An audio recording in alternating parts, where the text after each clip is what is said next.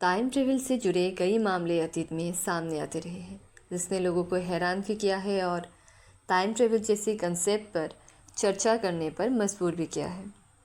Scientist इस concept पर काफ़ी बातें कर चुके हैं और फिल्मों में भी इसे खुलकर दिखाया गया है, बट कोई ये भरोसे से नहीं कह सकता कि टाइम ट्रेवल हकीकत में है या नहीं। टाइम ट्रेवल को लेकर कई मामले मिलते हैं। जेस ब्रेनन नाम के राइटर अपनी book time travel a new perspective में स्कॉटलैंड के एक पायलट की कहानी का जिक्र किया है, जो हैरान करने वाली है। 1935 में सर विक्टर गार्डर नाम के विंग कमांडर को स्कॉटलैंड के एडिनबर्ग में रैम्प नाम की लोकेशन पर बने एक एयरबस का हाल जानने के लिए भेजा गया था। वो जब एयरबस के ऊपर से गुजरे तो उन्हें वहाँ का बुरा हाल नजर आया। एयरबस बंद था, हवाई पट्टी पर घास उगाई थी और आसपास गाय उसे चर रही थी। जब वो वहाँ से चले गए तो मौसम काफ़ी ख़राब हो गया था। हादसे से बचने के लिए उन्होंने तय किया कि वो दोबारा एयरबस की तरफ लौटेंगे। जब वो वहाँ लौटे तो अचानक मौसम अच्छा हो गया, धूप निकल। एयरबस पर चहल पहल है, नीली वर्दी में लोग नज़र आ रहे हैं, जबकि उस टाइम खाकी वर्दी पहनी जाती थी। एरोप्लेन भी पीले की जगह सिल्वर लग रहे थे। जब 4 साल बाद विक्टर को फिर से उसी एयरबस पर भेजा गया तो उन्होंने वही दृश्य देखा जो 4 साल पहले देखा था। बुक में ये दावा किया गया कि शायद विक्टर 4 साल आगे फ्यूचर में चले गए थे। टाइम ट्रेवलर और सोशल मीडिया पर यह तस्वीर काफ़ी वायरल होती है। इसमें आप देख सकते हो कि एक पर्सन भीड़ में नज़र आ रहा है जो दूसरों से काफ़ी अलग दिख रहा है। ये photo virtual museum of Canada की वेबसाइट पर मिलती है और इसको 1941 की फ़ोटो का दावा किया गया है। एक और मामले में साल 1954 में जापान के एयरपोर्ट पर एक पर्सन आया था जिसने बताया कि वो तोरिक नाम के कंट्री से आया है। उसका पासपोर्ट और डॉक्यूमेंट्स पूरी तरह से सही लग रहे थे, पर हैरान की बात यह थी कि तोरिक नाम का कोई देश ही नहीं था। सिक्योरिटी गार्ड ने जब उसे वॉल में दिखाकर उसके देश के बारे में पूछा तो उसने स्पेन और फ्रांस के बीच की एक जगह बताई जिसे प्रिंसिपलिटी ऑफ एंडोरा कहते हैं। वो पर्सन इस बात से हैरान हो रहा था कि लोग उसके कंट्री को एंडोरा क्यों बता रहे थे। उसे अपराधी समझकर हिरासत में ले लिया गया और पास के एक होटल में एक रात के लिए रोका गया।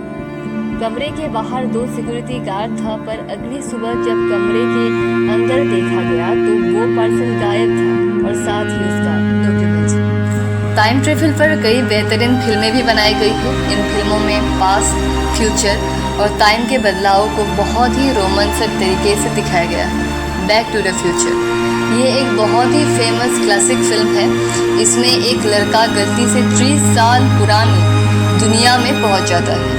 टेनेट ये साइंस फिक्शन एक्शन फिल्म है। इसमें समय को पीछे की ओर मोड़ने की टेक्निक को बहुत शानदार तरीके से इस्तेमाल किया गया है। The time machine S.G. Wales की प्रसिद्ध किताब पर आधारित इसमें एक साइंटिस्ट टाइम मशीन बनाते हैं और फ्यूचर की दुनिया में जाता है। इसके अलावा अबाउट टाइम, लूपर ऐसे कई फिल्में देखने को मिलते हैं।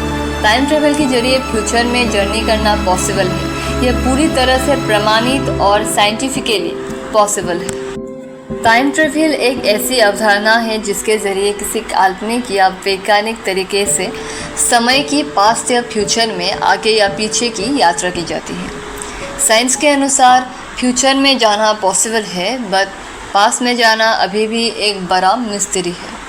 साइंस की दुनिया में अल्बर्ट आइंस्टाइन के थ्योरी ऑफ रिलेटिविटी के अकॉर्डिंग अगर आप प्रकाश की गति के बराबर स्पीड से जर्नी करते हैं तो आपके लिए समय धीमा हो जाएगा। इसे टाइम डिलेशन कहते हैं।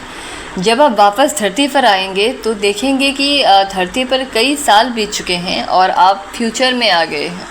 इसे अगर एक एग्जाम्पल के ज़रिए देखा जाए तो मान लीजिए आप एक बहुत तेज़ ट्रेन में बैठे हैं और ये ट्रेन प्रकाश की गति 3 लाख किलोमीटर प्रति सेकंड के बराबर चलती है।